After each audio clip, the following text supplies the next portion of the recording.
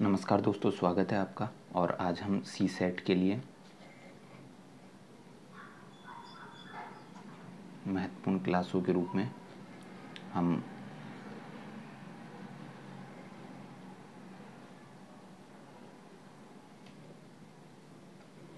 Class start करते हैं। और जो यूपीएससी के लिए बहुत ही ज़्यादा महत्वपूर्ण है, ये क्वालिफाइंग होता है केवल। तो हम इसके अंदर हमारा पहला टॉपिक रेशो, और हम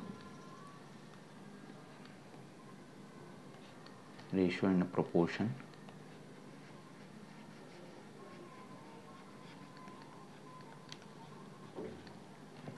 रेशो एंड प्रोपोर्शन को विस्तार पूर्वक पढ़ेंगे। तो इसके लिए मैं आपको एक उदाहरण ले लेता हूँ, मिल्क और वाटर का।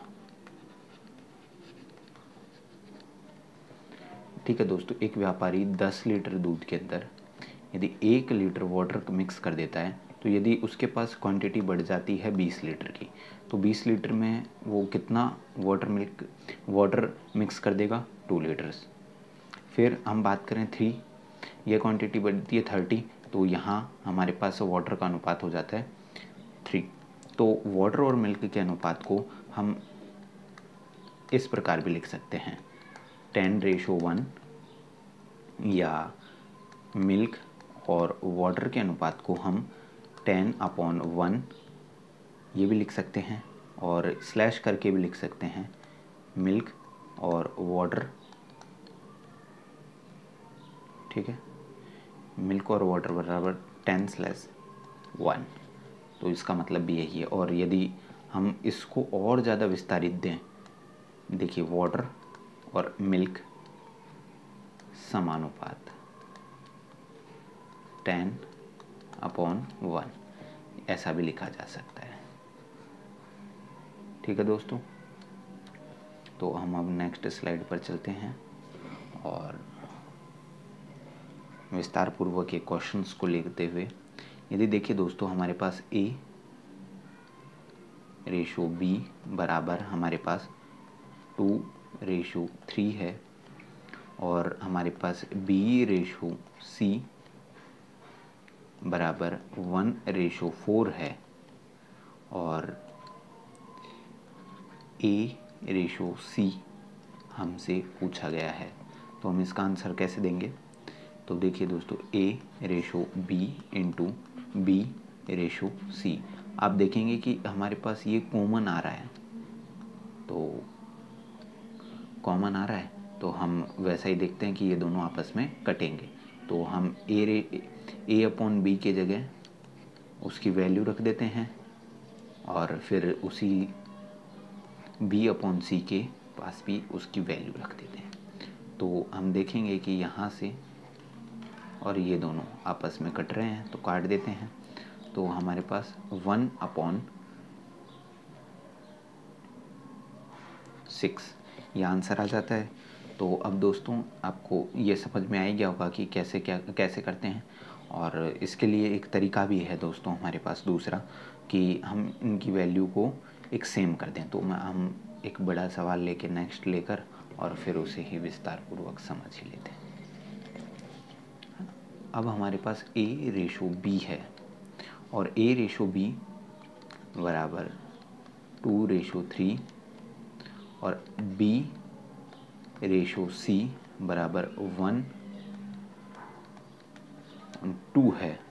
तो हमसे पूछा गया है कि A/B/C का मान क्या होगा, फाइंड द वैल्यू। तो A/B, ठीक है, इसका मान क्या है हमारे पास? इसकी वैल्यू 2/3, और B/C की वैल्यू है हमारे पास 1/2। तो दोस्तों, आप यहाँ देखेंगे कि यहाँ जो B है ना, वह तो सेम है, लेकिन यहाँ पर वैल्यू डिफरेंट है। तो हमें क्या करना होगा कि इसे कॉमन, मतलब एक इक्वल करना होगा, तो हम क्या कर सकते हैं, इसको 3 से मल्टीप्लाई करेंगे। तो जैसे ही 3 से मल्टीप्लाई करेंगे तो हमारे पास अब 3:6 आ जाता है। तो हमारे पास A, B और C का रेशो आ जाता है कितना, 2:3:6। ठीक है, तो एक तरीका तो ये हो गया हमारे पास कि भाई हम जो कॉमन मतलब जो इक्वल नहीं है उसे इक्वल करके सॉल्व कर सकते हैं। और दूसरा तरीका ये है कि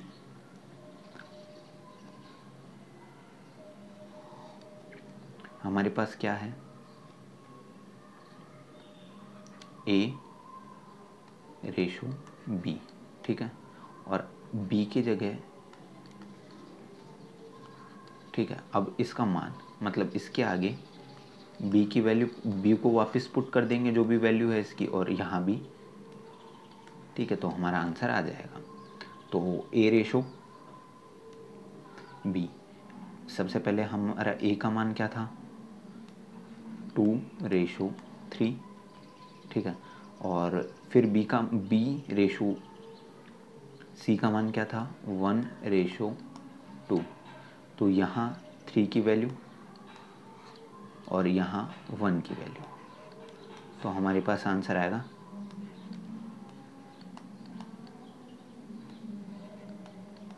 तो देखेंगे आप दोस्तों ये आंसर इस तरीके से, और मैंने आपको वो सिंप्लीफिकेशन की ये कैसे हो रहा है वो मैं आपको पहले बता ही चुका था।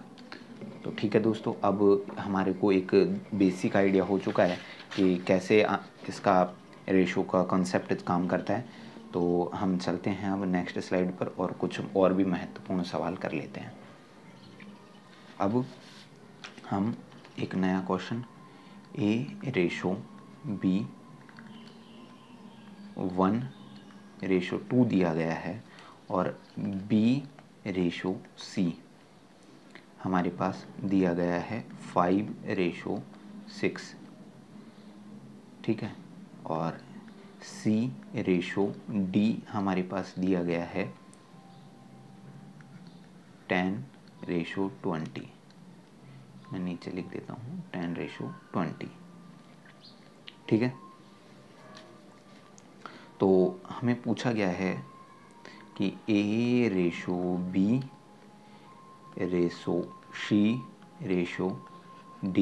क्या होगा। तो दोस्तों इसके लिए हम वही कंसेप्ट लगाएंगे, A:B, ठीक है, और B:C और C:D। जल्दी से हल करने के लिए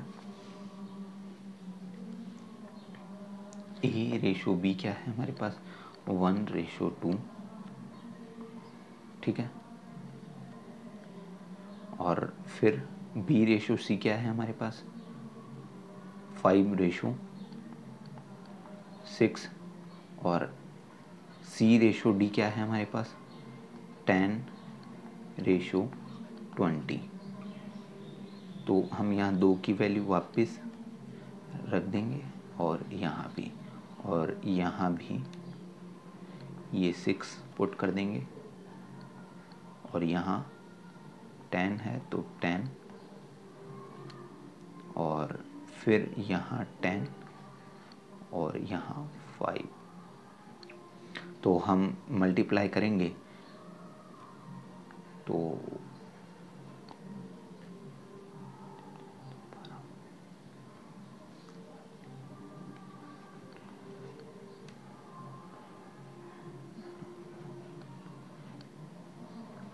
240 और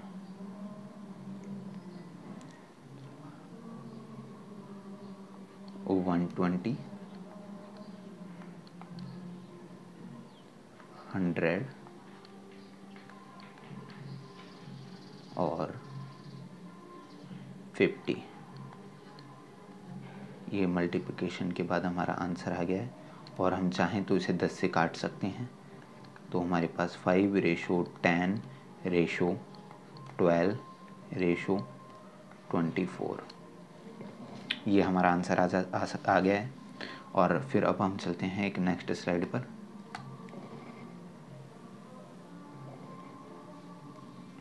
अभी एक क्वेश्चन और आ सकता है हमारे पास।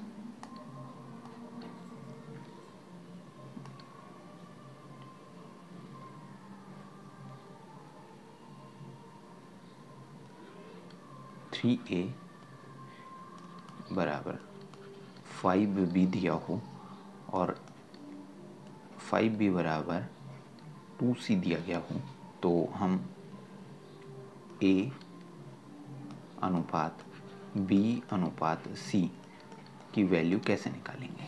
तो इसके लिए मैं आपको बता देता हूँ कि हम 3a बराबर 5b बराबर 2c बराबर 1 ये अपन ऐसा एज्यूम कर लेंगे। और 3a हमने उससे पहले वाले सवाल में जो फर्स्ट वाला सवाल था वो इसी कंसेप्ट पे था, तो हम यहाँ से 1 करेंगे तो हमारे पास ये 3 मल्टीप्लिकेशन में चला जाएगा, तो a की वैल्यू आएगी 3 और इसी प्रकार b की वैल्यू आएगी हमारे पास 5, ठीक है, 1 अपॉन, ठीक है, 1 अपॉन और c की वैल्यू 1 अपॉन 2, ठीक है। यहाँ मल्टीप्लिकेशन तो उधर डिवाइड में चला जाएगा। तो अब हम देखते हैं कि हमारे पास a अनुपात b अनुपात c पूछा गया है, तो हम इसके नीचे इसकी वैल्यू पुट कर देंगे। 1/3 अनुपात 1:5 अनुपात 1/2, ठीक है। अब हम जो नीचे वाली संख्याएं हैं उनका एलसीएम ले लेंगे, और तो एलसीएम लेंगे तो 3, 5 और 2 का एलसीएम, इनका एलसीएम लेंगे तो हम ये तो सब एक साथ गुना ही होंगे, तो हमारे पास एलसीएम आएगा 30, ठीक है। तो हमने जितना भी एलसीएम आया वो ऊपर रख देंगे, ऊपर लिख देंगे, ठीक है।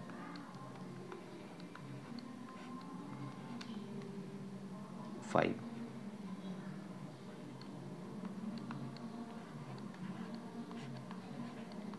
तो हमारे पास क्या आएगा 10 रेशो 6, या मैं यहीं लिख देता हूँ, इसे हम और सॉल्व करेंगे तो 10, 6 और 15। तो हमारा ये आंसर आ गया है दोस्तों, आप देख सकते हैं, और हमने एक अच्छे तरीके से इसको सॉल्व भी कर लिया। तो आप एक कॉन्सेप्ट के तौर पर समझ सकते हैं। फिर हम चलते हैं अपने नेक्स्ट सवाल पर।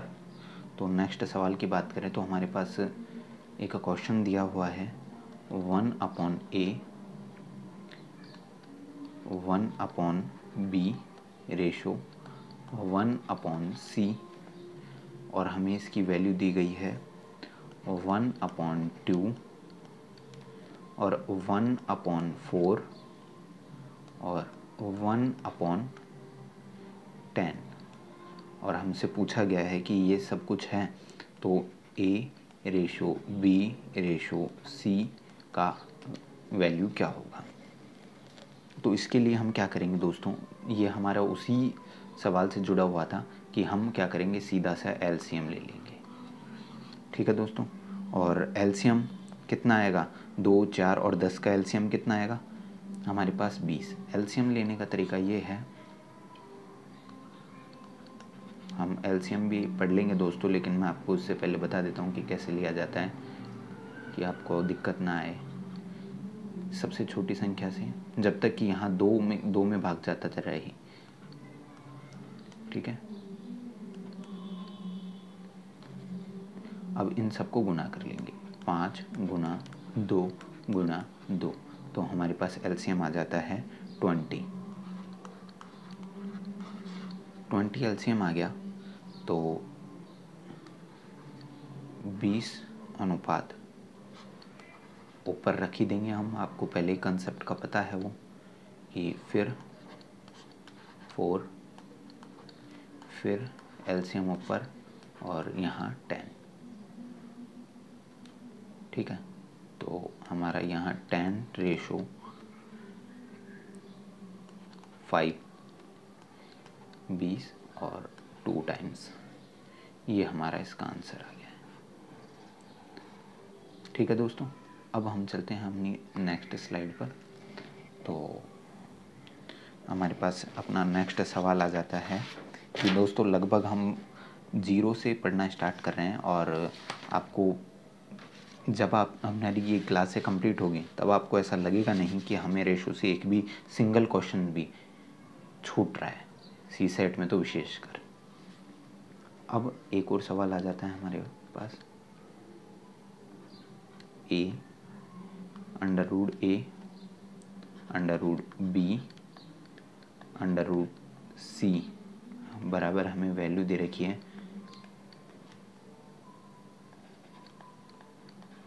ये। ठीक है, तो हमें फाइंड करना है a/b/c। ठीक है, हमें ये फाइंड करना है। तो हमें पता है कि अंडर रूट कब हटता है, जब स्क्वायर करना हो, जब किसी भी चीज़ का स्क्वायर करते हैं। तो स्क्वायर किया तो हमने इधर a/b/c, क्योंकि हम जैसे ही स्क्वायर करेंगे तो ये रूट्स कैंसिल हो जाते हैं, तो अब इधर भी स्क्वायर करना होगा। तो 2 का स्क्वायर रेशो 3 का स्क्वायर रेशो 6 का स्क्वायर। ठीक है, तो हमारे पास रेशो को जब सॉल्व करेंगे 2 का स्क्वायर होता है 4, और 3 का स्क्वायर होता है 9, और 6 का स्क्वायर होता है 36। तो दोस्तों ये हमारा आंसर आ चुका है, तो आपको समझ ही गए होंगे। और ऐसा एक कॉन्सेप्ट और है, तो मैं आपको वो समझा देता हूँ कि आपको मैंने बताया था कि हम रेशो के अंदर क्या करते हैं, तुलना। यहाँ संख्या का पता नहीं चलता है। देखिए दोस्तों, a/b 1/2 है, तो हमें फाइंड करना है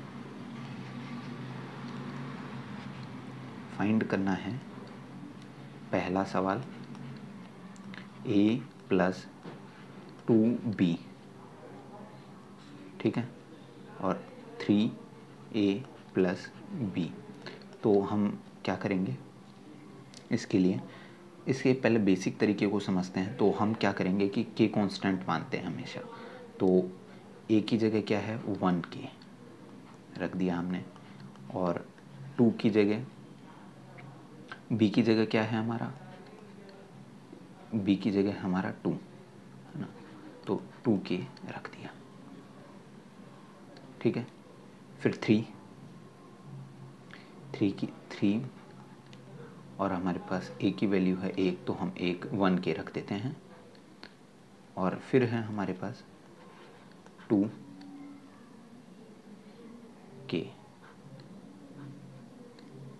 ठीक है, क्योंकि b की वैल्यू हमारे पास है 2।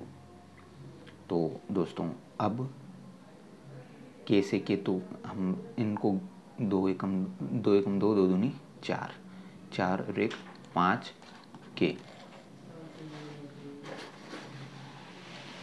और फिर बात करें हम 6,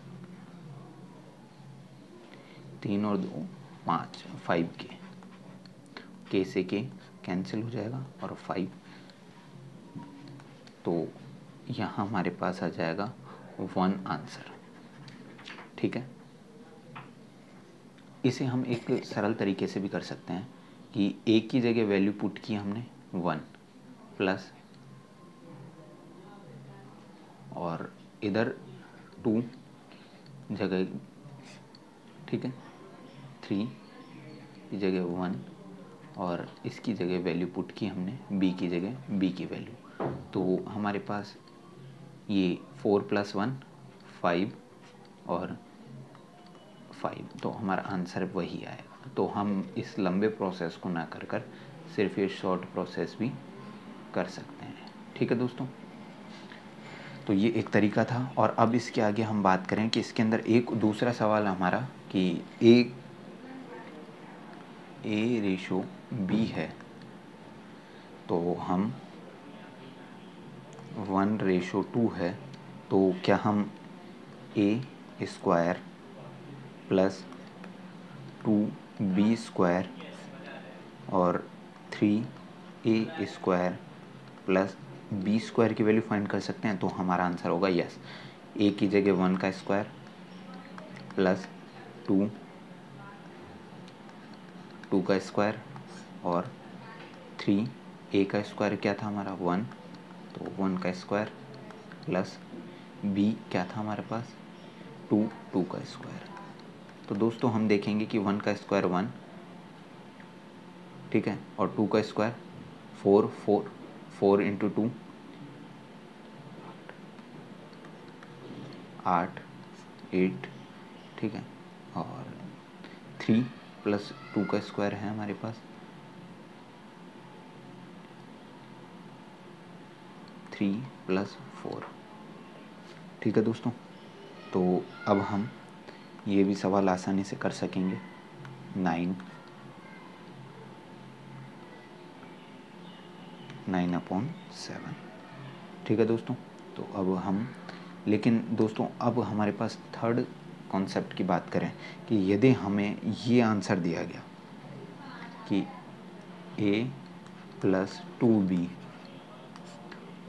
और 3a² प्लस b², तो आपको पता है कि यहाँ हमने वैल्यू रखी तो k से k और नीचे k² आएगा, तो 1k तो कट जाएगा लेकिन k आएगा, तो हम उस स्थिति में आंसर निर्धारण नहीं कर सकते।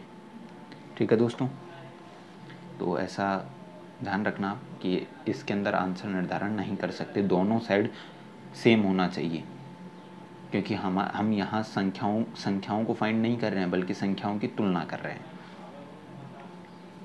अब हमारे पास एक सवाल और है, तो a/b बराबर 8/9 है, तो हमें फाइंड करना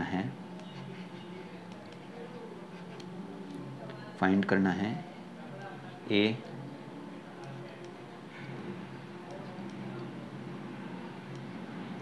b/a upon 5a/b plus b/a। तो हम वैल्यू फाइंड करेंगे, वैल्यू रखेंगे a की जगह 8 और b की जगह 9। तो सॉरी दोस्तों, देखिए आप ये देखिए सबसे पहले कि यहाँ है ना सेम है, तो ये ऊपर से ऊपर कट ही जाएगा, तो हम काट देते हैं और हमारे पास आंसर बचेगा 5। ठीक है दोस्तों, अब एक सवाल और आ जाता है हमारे पास, तो चलते हैं।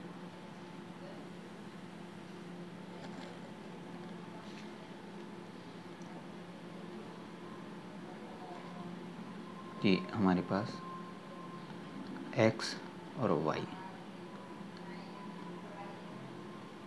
Plus zx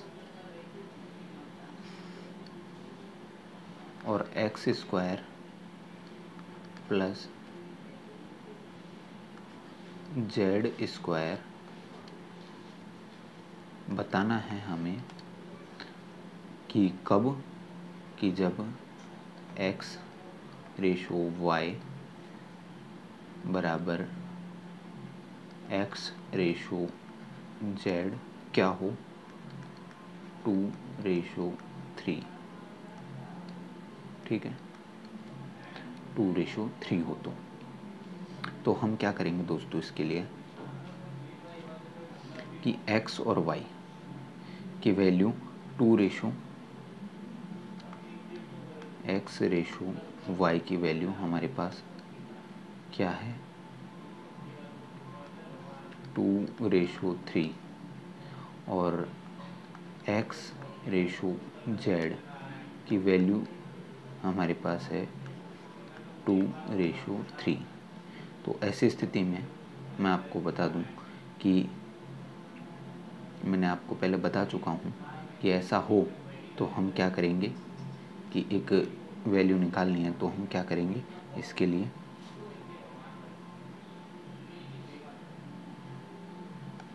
x/y/z। तो इसका 2:3:3, ठीक है। ये हमारा आंसर आ जाएगा कि भाई, क्योंकि हमारे पास x की वैल्यू क्या है 2 और y की वैल्यू हमारे पास क्या है 3, ठीक है। यहाँ भी x की वैल्यू 2 सेम है और यहाँ z की वैल्यू डिफरेंस है। तो x की वैल्यू सेम है तो हम सीधा लिख सकते हैं। तो फिर हमें क्या बताना था कि x प्लस वाई, तो x की वैल्यू क्या है हमारे पास 2, ठीक है, और y की वैल्यू हमारे पास है 3 और हमारे पास z की वैल्यू क्या है 3। ये मल्टीप्लाई है दोस्तों, मल्टीप्लाई, ठीक है। 3 मल्टीप्लाई कितना x की वैल्यू क्या है हमारे पास 2 और फिर x स्क्वायर मतलब 2 का स्क्वायर और फिर z का स्क्वायर हमारे पास क्या है 3 का स्क्वायर। तो 6 प्लस 6 और 2 का स्क्वायर होता है 4 प्लस 9, ठीक है। तो 12/13 ये हमारा आंसर हो चुका है। तो दोस्तों बहुत अच्छा क्वेश्चन था ये, थोड़ा ट्रिकी तरीके से हमने इसको हल कर लिया है। फिर हमारे पास आ जाता है a/b, हमें दिया गया है b/c के इक्वल c/d, है ना, और a/d इज 1/25। तो हमें फाइंड करना है, क्या करना है फाइंड, सॉरी b/d फाइंड करना है, ठीक है दोस्तों। तो हम फाइंड करते हैं। आप a, आपको पता है कि a/d कब आएगा। अब हमें जो दिया है वो देख लेते हैं पहले। a/d क्या दिया गया है हमारे को 8/125। तो हम इसको 3 टाइम्स मतलब 3 टाइम्स गुना किया हुआ है, क्योंकि आपको पता है कि हम इसको ऐसे लिखेंगे a/b या b/c/d, क्योंकि ये पहले से बस इसे उल्टा कर दिया गया है। तो b से b कैंसिल हो जाएगा, तो हमारे पास क्या बचा a/d, ठीक है। तो ये वही है। तो a/d हम कह सकते हैं कि क्या है 3 टाइम्स मल्टीप्लाई मतलब क्यूब। तो हम अब यही काम करेंगे 1/b बराबर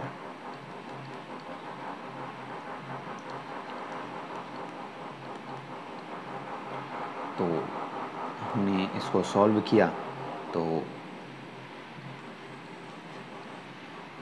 क्या आ जाएगा हमारे पास, तो 8 को कैसे लिखते हैं हम 2 × 2 × 2, ठीक है, और 5 का क्यूब 5 × 5 × 5, ठीक है। तो हम इसे क्या एक बार a और b की वैल्यू के तौर पर हम ले लेंगे 1 2 को यहाँ से बाहर 2 और फिर 5 की जगह b की जगह 5। तो हमारा आंसर, हमें क्या पूछा जा रहा है कि b अपॉन d की वैल्यू। ठीक है, तो हम नेक्स्ट स्लाइड पर चलते हैं। b अपॉन d की बात करें तो b अपॉन d को कैसे निकालेंगे हम? b upon c into c upon d। ठीक है, यहाँ से देख, अब हमारे प्रश्न में पहले ही गिवन था हमें, तो हमारे पास इन सब की वैल्यू है ही कि a की वैल्यू क्या थी और b की वैल्यू क्या। तो हम देख सकते हैं 2/5 इंटू 2/5। ठीक है, तो अब हमारा आंसर आ जाएगा 4/25। तो ठीक है दोस्तों, ये बहुत अच्छा क्वेश्चनों में से एक था। तो आप देख सकते हैं, और भी हम अब नेक्स्ट सवाल जितने भी बचे हैं हमारे, वो अगली स्लाइड में कर लेंगे।